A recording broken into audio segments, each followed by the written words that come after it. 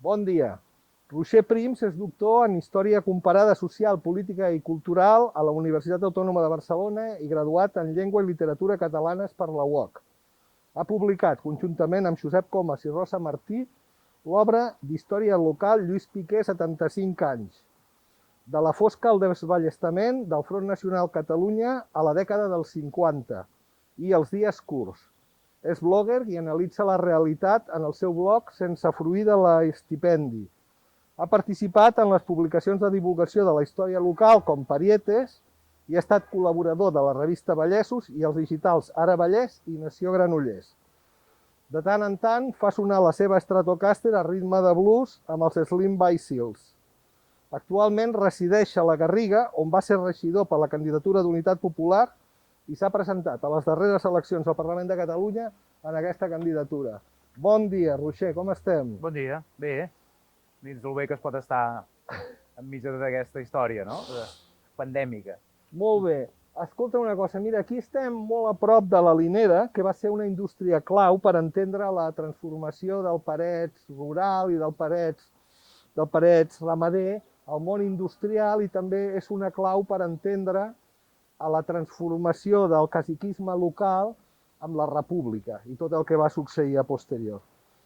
Avui és un magnífic parc de lleure on es conserva la xemeneia com a element de record del passat.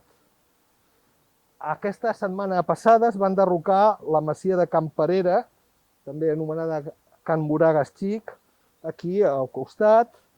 Can Volar es va prendre per un preu pràcticament testimonial. La Vendibèrica avui en dia és un pàrquing. Can Guas, que està cedida a una multinacional i properament li hem de restaurar el sostre.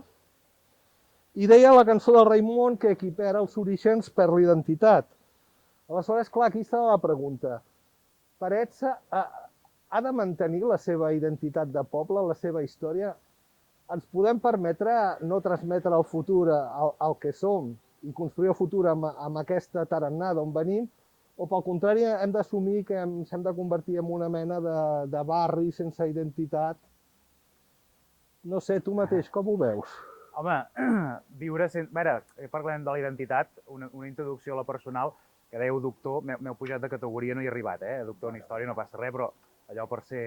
Ja que parlem d'història, que siguem rigorosos amb els documents, no hi he arribat. Deia que és com un ATS, diguem, no? Que es deia abans, un practicant. Viure sense identitat, i més a dia d'avui, no, diria que és molt difícil i no sé si és desitjable. Una altra cosa és això de quina identitat et dotes i quins ingredients tu hi poses, no? En aquesta configuració de la teva pròpia identitat. A nivell de poble, a nivell municipal, Parets, amb aquesta ja nòmina que tu has anat passant de pèrdues, doncs això, ha perdut moltes oportunitats de configurar una identitat forta, o una singularitat com a mínim, que el diferencies com a poble Parets de la resta de municipis del Baix Vallès, segurament. Per situació geogràfica, som molt a prop de Barcelona i això té les seves implicacions positives en quant a accedir a serveis importants, etc. Ho sabem, moure't a la vora de la capital, no? Cop de roc, diguem, de Barcelona, i per moltes coses ens va molt bé. Per altre costat, perjudica en el sentit de que l'extensió i l'evolució del teixit econòmic del país, industrial, etc., com tot això ens ha anat transformant, no? Aquestes corones metropolitanes que han anat cada vegada avançant més cap a l'espai dormitori, diguem, en alguns casos, o molts, ha sigut molt difícil frenar-ho. I durant molts anys en què el patrimoni no ha estat valorat, ni des d'un punt de vista identitari, ni des del patrimonial en si, ni cultural, ni per respecte al passat, etc., doncs això ens ha acabat passant factura. Llavors tenim una mena de continum, no? Allò de, no sé qui ho deia, allò de que abans, aquella cita tan tronada d'una ardilla puede ir de travessar Espanya d'arbre en arbre sense tocar terra, doncs aquí, un cop passes al Congost fins que arribes a Barcelona, hi ha un moment en què no saps per quin poble has passat, no? Segons com. Això és una llàstima, per un costat, Per això, perquè hem deixat enrere moltes coses. El coneixement històric i patrimonial del país, no sé si ha gaudit mai d'un gran prestigi, però ara és un moment, no sé si fruit de la postmodernitat i aquestes coses, en què tot es relativitza i tot és molt vaporós i tot plegat, que sembla que no tingui importància, no? I per poder-se explicar un mateix, si no té punts de referència, a part de que no es podrà conèixer, tampoc no es podrà projectar un futur definit ni segurament confortable, segons com, no? És a dir, si sabem qui som, és allò tan masegat de si sabem qui som, sabem on podrem anar. I prescindir del coneixement, en el cas de Parets, del que ha significat la Linera, que va ser una cosa que va marcar un abans i un després del poble i que va no sé, influir d'una manera tan determinant en el que seria Parets en el moment que es va establir la Linera, 100 anys següents, pràcticament, ha sigut un error històric de conseqüències irreparables el no haver-ho conservat, no, això? En el cas de la Linera és flagrant. Perdre les masies en un entorn en què el patrimoni agrícola ramader ja també era tan migrat, doncs encara també continua sent molt greu, no? Tot plegat és... El més trist és que no haguem après, ja començant la tercera dècada del segle XXI, dels errors del postfranquisme, no? En aquest terreny. Hem tingut molts altres que aniran sortint, suposo. I quan parlem d'identitats també parlem de simbologies, no? I ara mateix a Espanya hi ha un problema amb l'auge de l'extrema dreta, en el qual s'estan recuperant carrers i símbols franquistes. A Parets això no és un problema perquè alguns d'aquests carrers no han marxat mai, com és, per exemple, el carrer Gual Villalbí i d'altres símbols franquistes que encara tenim pels nostres carrers. Tot i lo dolorós que va ser pel veïnat de Parets al franquisme. Com els hi podem explicar als joves o als nostres fills que a Parets, després de tants i tants anys de governs democràtics i progressistes i d'esquerres, continuem tenint aquestes rèmores del franquisme? Suposo que la paradoxa en si mateixa, això de que després de tants anys de governs democràtics continuï això, ja és una cosa que explica per si sola alguna anomalia, no? Per tant, posant això sobre la taula ja hauria de ser l'eina o la clau que comenci a fer reflexionar la gent, no? I sobretot el jovent, que vegin que hi ha alguna cosa que no encaixa aquí. Evidentment, per altra part, el que dèiem, la divulgació, el coneixement crític del passat, aquí és essencial per saber què ha passat, no? En el cas de Parets és una cosa que per un cantó sap greu perquè hi va haver una consciència molt clara a l'acabar formalment o després de la mort de Franco, direm, aquell franquisme sense Franco o aquell impàs del que va ser la transició, en què hi havia moltes coses encara per decidir com es podrien fer, no?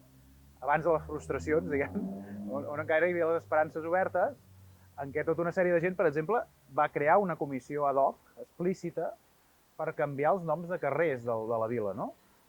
I pel que tinc entès, en el cas més flagrant d'aquest del Gual Villalbí, se'l van deixar, no?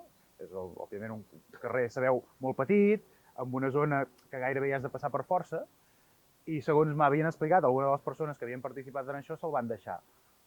Baixant ara per l'entrevista hi he passat, venia de pas, i he vist que hi ha hagut una actuació popular, no, diguem, en què han tapat el nom de Gual Villalbí i posa Clara Campoamor, suposo que coincidint amb el 8M, m'imagino, no?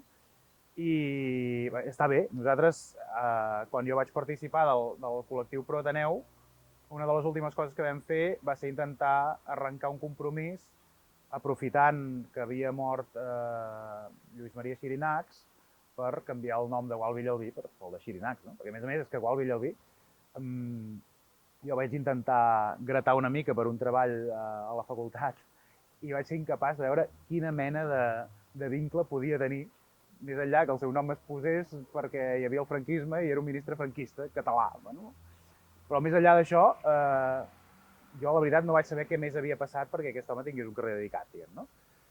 I bé, allà va quedar.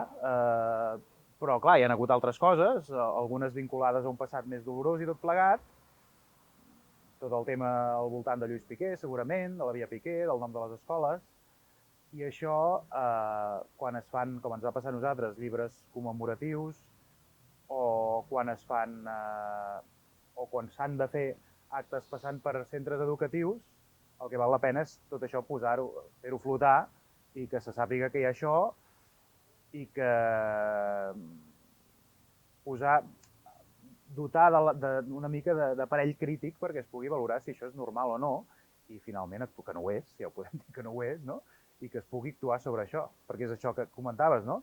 A veure, escolta, fa 42 anys ja dels ajuntaments democràtics, no? Com pot ser que encara hi hagi simbologia, no? Impunament al carrer, no? A més, ara tenim l'agreujant aquest d'aquestes excrescències, diguem, del sistema, que amb Vox i altres forces. Vox no sorgeix perquè sí, també s'ha d'entendre que hi ha un moviment, jo crec, a nivell europeu, una situació mundial fins i tot, que afavoreix i posa, però Vox és la particularitat espanyola i se li ha aplanat el camí. Hi ha determinades qüestions. Jo sempre he dit que per mi és més perillós, per exemple, Ciutadans que Vox, no? Vox és això, és una mena de cosa purulenta que quan es trobi posem una mica de betadine, jo crec que ho curarem.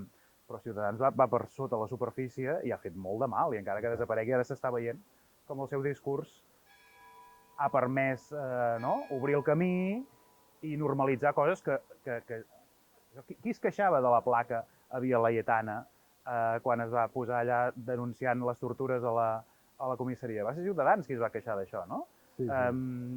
Qui ha manipulat les manifestacions d'orgulls gais, 8M, etc. Ja ells ja han introduït elements d'aquesta mena, per no parlar de la qüestió nacional, que amb això sí que han sigut el cavall de batalla més bèstia.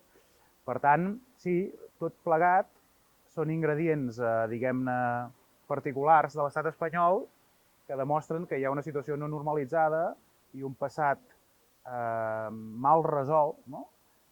I que amb aquestes 4 dècades de democràcia formal i homologada ja hi ha qüestions pendents que no s'han arreglat i que a nivell municipal, en el dia a dia, anant pel carrer, les veus, perquè els símbols te'ls trobes a la cara. No? Quan mirem per la finestra d'aquí a Parets, doncs veiem o Can Serra o Gallecs o algun parc públic i ens dona una mica la sensació de viure en un espai pràcticament rural, no? De ser molt respectuosos amb la natura. En canvi, hi ha perills molt importants, com seria el quart cinturó i sobretot la PD1 del circuit, que ens posen en un perill evident a la població, tant per el perill que es talli per la meitat com perquè acabi sent un indret envoltat d'autopistes, centres comercials, i tot això se'n baixi en orris, no? Aleshores, el que costa molt d'entendre és, primer, com l'alegria que tenen les administracions per rebre aquest tipus de projectes, que al final, en traducció de mà d'obra i d'indústria, més aviat és poca, i també com la població ens ho mirem des de com si anés per molt lluny, no? Com ho veus tu, el tema ara mediambiental, que ara està molt de moda, com veus tu com s'ha d'encetar tot això? És que és una cosa, probablement ens estem enfrontant a temes en els quals ara estem veient això, no? Que la nostra quotidianitat més arran de terra té unes traduccions o unes connexions més enllà, no només del municipi, sinó fins i tot del país, de l'estat i del continent, fins i tot. No? El tema mediambiental, hem arribat a un punt en què allò del pensa global, actua local, o al revés, és que ja és urgent, no? Ja no és que sigui vigent, és que és urgent. No? El fet aquest que dius, preservar els entorns naturals passa per una estratègia i unes polítiques de mobilitat determinades, racionals, que al mateix temps lliguen amb l'emergència climàtica. És a dir, tot el que beneficia el cotxe ni ens beneficia la salut i ens hipoteca el futur de les generacions que vindran, no? I que han de poder gaudir d'aquest planeta perquè no en tenim cap més. No?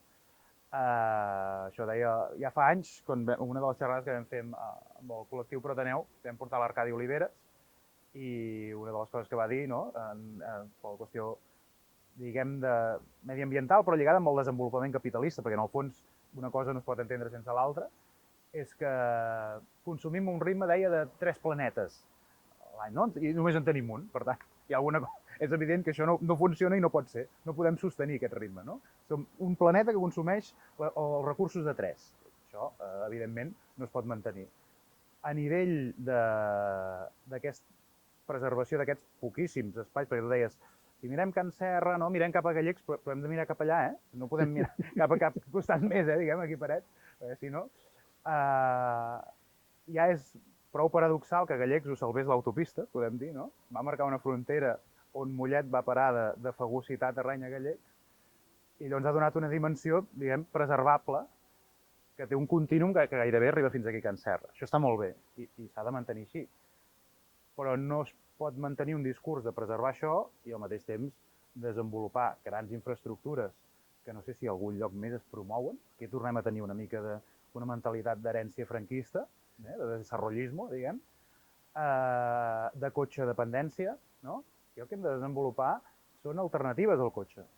Per començar, perquè el cotxe ja no és sostenible, perquè a nivell de salut és molt millor poder prescindir-ne i perquè, a més, el gruix de la població probablement no s'ho pot permetre i, per tant, beneficia molt més tenir serveis públics potents, transport públic potent en aquest cas, perquè és que les classes populars, en un percentatge altíssim, és el transport que fan servir. Per tant, si hem de fer polítiques que afavoreixin a la majoria de la gent, hem de tenir espais verds per gaudir-los, i això vol dir no tenir tantes carreteres i necessitar menys el cotxe. Hem d'imposar una necessitat menor del cotxe, i això passa, evidentment, per abandonar projectes caducs com el quart cinturó, interpolars, o fer ports d'aventures del motor aquí al costat de casa, no? És una cosa...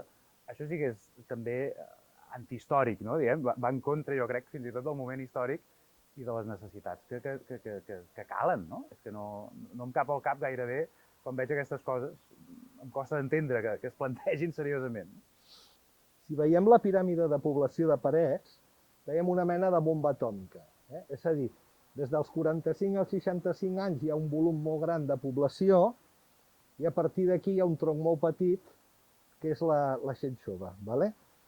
Per tant, d'aquí 20 anys, Parets serà un poble d'ancians i molts d'ells seran pobres perquè amb el que està passant tindran problemes per les pensions i tal i qual. A més, això ajunta o entenc que es deu explicar per la manca de polítiques actives tant sobre el lleure com sobre la inserció laboral del jovent al municipi i sobretot els preus dels pisos que han expulsat el jovent de Parets. Llavors, la pregunta és una situació molt complicada, és a dir, es pot construir un futur prescindint dels joves o es pot construir aquest futur amb esquemes que no valen, perquè t'ho estan demostrant la pròpia població, i el més greu de tot és què fem? Què fem quan arribem a aquest punt que siguem una macroresidència d'avis i no tinguem joves per cuidar-los i no tinguem diners? Aleshores, aquí ja és un punt de necessitat política d'actuació ràpida, contundent, i que dona la sensació de que no existeix o que ni tan sols ens ho hem mirat. Coneixes tu algun cas similar o què suggeriries per on podem començar? No ho sé, el diagnòstic ja tenia una mica algunes respostes, no? El que feies tu mateix ja és això. Jo el que sé és que casos similars en què s'expulsi la població jove del seu municipi, et continues allunyant de l'àrea més propera a Barcelona, no? La Garriga ja no sé si formaria part de la mateixa corona que Parets, em sembla que ja no, i els lloguers no són assumibles per la gent jove i s'està expulsant la gent jove de la Garriga, diguem, també, no? Per tant, allò, un quart d'hora d'aquí, diguem, la situació és la mateixa, no? És una situació generalitzada que ho veiem a nivell... Clar, no només el preu de l'habitatge, que és una qüestió que ha sigut fonamental en aquesta crisi de la qual no hem acabat de sortir, de fet, des de l'any 2008, no? En què esclata és una crisi vinculada molt a la qüestió immobiliària, almenys en aquí. També hi vam tenir una especificitat molt concreta, no? El que va ser aquesta mena de boom mundial que va començar amb aquesta onada, no? Els actius tòxics i totes aquelles coses que passaven als Estats Units i quan es van enfonsar bancs i Lehman Brothers i tot això, després va arribar a Anglaterra i va acabar arribant aquí, l'impacte aquí va ser disfressat de la pitjor manera, que va ser a través de la mercantilització d'un dret fonamental. No? I quan això es barreja d'aquesta manera, l'impacte sobre la qualitat de vida i sobre els drets fins i tot fonamentals de la gent són terribles. I com que no n'hem acabat de sortir, a cada nova patacada, i això fins i tot ara ja es pot dir, si tu vols, podem ser una mica indulgents en el sentit de dir el Covid no se l'esperava ningú, però ens ha agafat un altre cop a l'intempèrie. El problema és que, clar, si tu tens desastres, potser no els podràs evitar, però has d'estar preparat per les conseqüències que pugui tenir. Aquí el que estem veient és això, és que no hi ha polítiques, o no es veuen, o no, jo com a mínim no les sé veure gaire, polítiques a llarg termini en matèria d'habitatge. Qui comença a proposar coses que se surtin una mica de la lògica que marca el mercat fins ara i en què les institucions no han sabut reaccionar gaire, han sigut potser sobretot els moviments socials, no? I qui ha situat a l'agenda aquest tema com a fonamental ha sigut l'autoorganització popular, i des de la PA el 2008 cap aquí i el sindicat de llogateres ara, i enmig múltiples iniciatives de cooperatives d'habitatge, de cohabitatge sènior, de reconversió de locals en habitatge per gent. Hem de buscar noves maneres de viure, fins i tot, però les institucions han d'estar al servei d'aquestes maneres de viure noves i necessàries per a la gent, perquè si no, les institucions no serveixen per res. La gent no hauria d'estar al servei de l'institució, sinó al revés, no? I en un estat del benestar, que és el que figura que hem de tenir, les institucions han de proporcionar la cobertura a totes aquestes necessitats. Si a nivell habitacional, però també a nivell laboral, la precarietat és tan bèstia que també s'expulsa la gent, tu deies això, no? Si els joves, si es pot construir el futur sense joves, és que els joves són el futur, és que són els adults del futur i els que ompliran, diguem, quan alguns ja no hi siguem, doncs seran els protagonistes de la història en aquell moment. Naturalment, s'ha de fer polítiques pensant en aquest endemà, no? En aquest temps que ens transcendeix. Ja sé que és difícil per la gent fer-ho, però és que si no tot això, tot plegat no té massa sentit, no? Les fotos de parets de principis del segle passat ens mostren un poble ple de vida. Molta canalla, els carrers plens de gent que va i ve, que van a portar roba al camp de les peces, que estan rentant. Més tard, ja als voltants dels 70s, aquí a Parets, hi havia 2 cinemes, hi havia sala de ball, hi havia 2 piscines. I a l'encetar-se el període democràtic teníem la revista Atenes, el Cargol Pelut, l'Amfirock, teníem corals, fins i tot vam tenir un festival de blues i jazz. I molta cultura popular, no? Amb els anys, pràcticament s'ha duplicat i triplicat la població i hem vist com la vida cultural, la vida al carrer, ha anat minvant, no? Fins que ara podem fer fotos de carrers deserts pràcticament tots els dies de la setmana. I l'activitat cultural que en queda i que és àmplia, però sempre està vinculada a activitats municipals i institucionals. Aleshores, com ho veus això? És a dir, com podem fer que d'alguna manera aquestes organitzacions culturals, aquesta vida al carrer, aquesta organització horitzontal de la gent per fer vida i fins i tot des de negocis privats, crear cultura, crear poble, com es pot revitalitzar tot això? Jo entenc, no sé si hi ha cap fórmula màgica, però en tot cas, si no és a dir, per un cantó s'ha d'incentivar, per l'altre la gent ha de ser conscient de la necessitat de que això existeixi, no? Si hi ha consciència de la necessitat de que hi hagi una cultura crítica, viva, lúdica, no tot ha de ser reunir-se per decidir si era millor que els sòviets es dissolguessin o no. No, escolta, podem fer un passe de la Guerra de les Galàxies aquí, però que organitzada per la gent i debatre i prenent alguna cosa tots junts, no? La qüestió és, per un cantó, experiència i cultura crítica i l'altre, vida comunitària i que es barreja el component lúdic amb el crític. Amb l'Ateneu vam intentar una mica, perquè vam fer concerts, vam fer sopars tertúlia, en què a més ens portàvem el menjar nosaltres, fèiem mongetes del ganxet, amb pa amb tomàquet, el sopar valia 4 euros i venia un ponent allà més o menys reconegut i això feia que amb molta proximitat es pogués parlar d'un tema concret. No? Fèiem cine aquí a la cooperativa també, vam fer cicles de cinema, tenen l'impacte que tenen, molt reduït, però nosaltres partíem d'aquesta consciència de la necessitat de que hi hagués, ja vam fer aquest diagnòstic també, vida al centre del poble, no? Més enllà de les activitats, com ho diria el Manuel Delgado una mica, no? Tutoritzades o monitoritzades per part de l'Ajuntament, que està bé que es cuidi de que hi hagi l'oferta, jo no discuteixo pas que això s'hagi de deixar de fer, el problema és quan només hi ha això, no? Si no hi ha res més, si no hi ha una associació que munta concerts, aquí hem passat, és que la dimensió històrica del franquisme és tan bèstia en aquest sentit, que això també jo crec que ho marca una mica. Hem passat d'un ofegament total, no?, en què no hi havia espai per tot allò que no fos admès pel poder, a creure que el poder ja era del nostre costat una mica i delegar-ho tot en allà. I llavors hi ha un abandonament.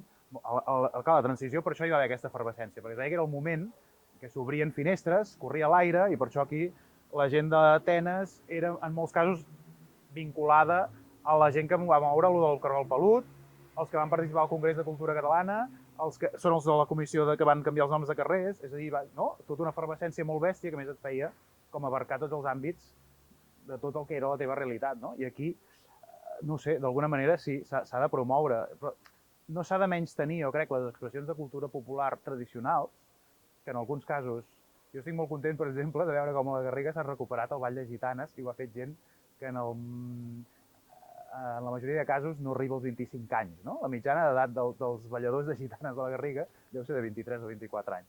I són aquesta gent la que ha recuperat, decidit recuperar una festa popular. És fantàstic. Vida comunitària, al marge de les institucions, per passar-s'ho bé, no? I amb un cert arrelament, fins i tot que, doncs mira, de propina està molt bé. Totes aquestes coses són fantàstiques, però, no sé, cal, suposo, clar, si no hi ha massa crítica de vegades en el sentit de dir algú que encengui l'espurna, que en tingui ganes, és difícil. Per això comença des de les escoles fins a la transmissió d'aquests valors. Però en tot cas, és una idea recurrent en aquests vídeos. Sempre acabem parlant de l'hotel d'entitats i de l'Ateneu, que són similars, no són exactament el mateix, però sí que podrien complir una funció similar. Aleshores, la idea és, tu creus que aquestes eines són necessàries, no?, per desenvolupar... Sí, totalment. Que hi hagi associacionisme popular amb una perspectiva bastant independent, diguem-ho així.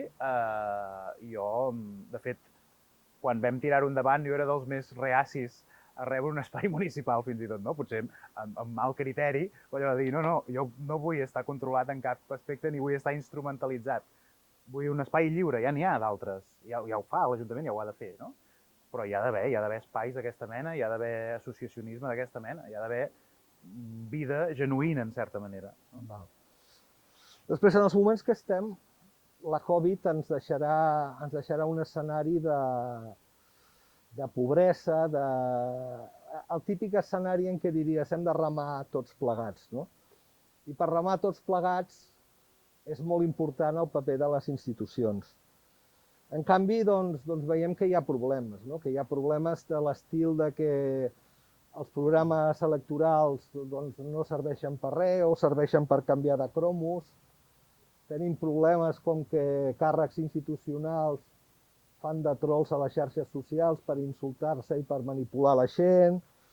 Tenim problemes de que estem planificant obres i obres i obres sense tenir en compte els diners que necessitarem per atendre les persones. En definitiva, se suposa, o no sé si és una anàlisi correcta o no, però sí que sembla que hi hagi un cert divorci entre la part institucional i el que realment necessitarà la gent d'aquí 4 dies si no ho necessitem ja, no? Aleshores, clar, el problema o la pregunta és com podem recuperar aquesta ètica política, és a dir, posar la política al servei de, ho havies esmentat tu abans, posar la política al servei de les persones en lloc de servir-les. Sí, una mica és anar per aquí. Hi ha una cultura partidista que està en una crisi profunda, en aquest cas, i que jo crec que encara està en transformació i encara no ha acabat, no? Entre les dues grans sacsejades, jo crec que ha tingut tant els països catalans com l'estat espanyol en general l'última dècada, que són el 15M i el procés, ha sigut una rebregada al sistema de partits com mai s'havia viscut en 40 anys. No? Però, clar, això encara no ha acabat de... No? S'ha vist que allò que es diu que el vell no acaba de morir, el nou no acaba de néixer, en certa manera, els partits vells són molt més resistents del que alguns s'havien pensat, i els nous doncs, encara són massa nous en alguns casos per acabar-se de definir o per arrelar prou fort. Aquí enmig, i pel que tot el que ha posat en crisi totes aquestes expressions populars de descontentament, no? S'està reformulant aquesta ètica política. El problema és que, com que estem en una crisi també socioeconòmica sostinguda, no hi ha temps de vegades per veure si realment es pot fer alguna cosa nova o no, i penso en el cas de Podemos, en certa manera ja és com si el sistema se'ls hagués xuclat una mica, no? I han tocat poder, estan al govern de l'estat espanyol, i no sembla que el seu concurs sigui massa determinant per fer cap cosa diferent, o essencialment diferent. L'independentisme formalment governa les institucions catalanes o la Generalitat, i el marge que la Generalitat té, el marge d'actuació que té, bueno, el personal és una mica el mateix que abans del procés, es pot dir, o com a mínim els hereus. Per tant, tampoc, com que tot està interconnectat i molt lligat, costa de veure que això hagi permès realment començar a transformar les coses. Jo crec que també cometem l'error de vegades de delegar en exclusiva en els partits polítics. No? És això de dir, la política institucional i la política de partit la fan els partits. Això és evident. Però la política, en general i en majúscules, i en minúscules també, és igual, però la política en un sentit ampli no és cosa només dels partits, és una pràctica quotidiana, i aquesta transformació de l'ètica política i de fer que la política serveixi a la gent ha de començar extramurs dels partits, diguem, no? Ha de començar des d'això, associacionisme popular, entitats cíviques, moviments socials, que han anat influint en l'agenda política. És una qüestió, jo crec, que sí, que ara era aquest quadre que pintaves tu, però que jo penso que encara trigarà un temps en veure si en traiem alguna cosa de profit de tot això. No dic que no hagi de ser així, però potser encara és un pèl d'hora, per desgràcia, perquè tenim necessitats urgents, això és evident. Bé, no seria gens estrany imaginar-se una persona com tu amb samarretes de Metallica, AC/DC o Iron Maiden. En canvi, és més probable veure't amb samarretes d'Albert King, B.B. King o Stevie Ray Vaughan, no? Què t'ha donat el blues i què és el que vols transmetre tu quan toques blues? Per un cantó, una certa identitat personal, això per descomptat, perquè hi ha molta gent que em coneix perquè sóc aquell que escolta blues, no? Ja em passava a l'institut, era una mica outsider en aquest sentit, i fins i tot dins això que deies, que potser lligaria, o dins el meu espai polític, a la meva època hagués sigut més lògic que anés amb samarretes d'Obrint Pas i no amb una de Stevie Ray Vaughan, doncs allò de dir, doncs mira, jo he arribat a aquestes mateixes conclusions sense haver de passar pel motllo, no? Per un cantó, com que sóc una mica allò de portar la contrària, aquesta. Per l'altra part, és una manera, un llenguatge musical del gran bagatge que representa la música contemporània nord-americana. Amb això sí que m'adhereixo molt.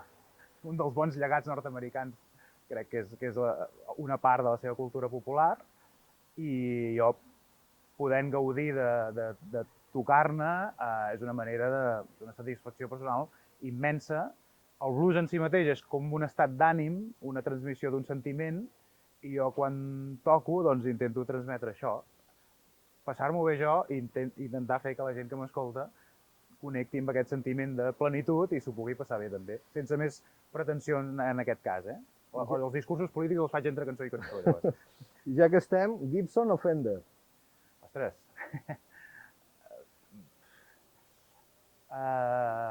Abans radicalment Fender, i ara soc més ja tolerant. Mitat i mitat. Sí. Vale, i per finalitzar, ja que vius a la Garriga i no estàs contaminat per l'ambient que es veu a Parets, llavors el que et volia demanar és que em fessis una petita ressenya del que tu veus positiu de Parets, del que veus esperançador i del que veus que s'ha de millorar més. Ostres, en poca estona, això. Sí, poca estona, poca estona. No ho sé, malgrat tot, podem dir-ho així, hi ha aquestes coses que ja hem anat assenyalant al llarg de l'entrevista, no? Parets té encara un petit marge per preservar una identitat pròpia, crec que ha de saber-ho jugar, això, mantenir-ho, potenciar-ho. Aquesta idea d'obrir i recuperar els rius que s'ha fet a molts llocs i que s'ha començat a fer una mica a Parets, s'hauria de creure encara una mica més, potenciar aquesta part d'aquí, que ens connecta amb gallecs, i no sé, si hi ha encara alguna possibilitat econòmica de mantenir una certa inèrcia al marge de les forces que empenyen des de fora, mantenir-ho. En el fons, l'objectiu de tot municipi és oferir un entorn habitable, confortable pels que hi són. Per tant, la direcció, o sigui, remant aquesta direcció és el futur del poble. I hi ha potencialitats que s'han d'aprofitar. El poc patrimoni que queda, preservar-lo, i no perquè sigui físicament desaparegut, deixar-lo d'explicar, no? En aquest cas penso en la Linera. Fer un espai d'interpretació allà on sigui, que encara hi ha temps per fer-ho, no? I tant. Doncs bé, moltíssimes gràcies per atendre la petició de Fem Parets Televisió i ja saps, estàs a casa teva. Jo, quan vulgueu que torni, només ho heu de dir. Moltes gràcies. Gràcies.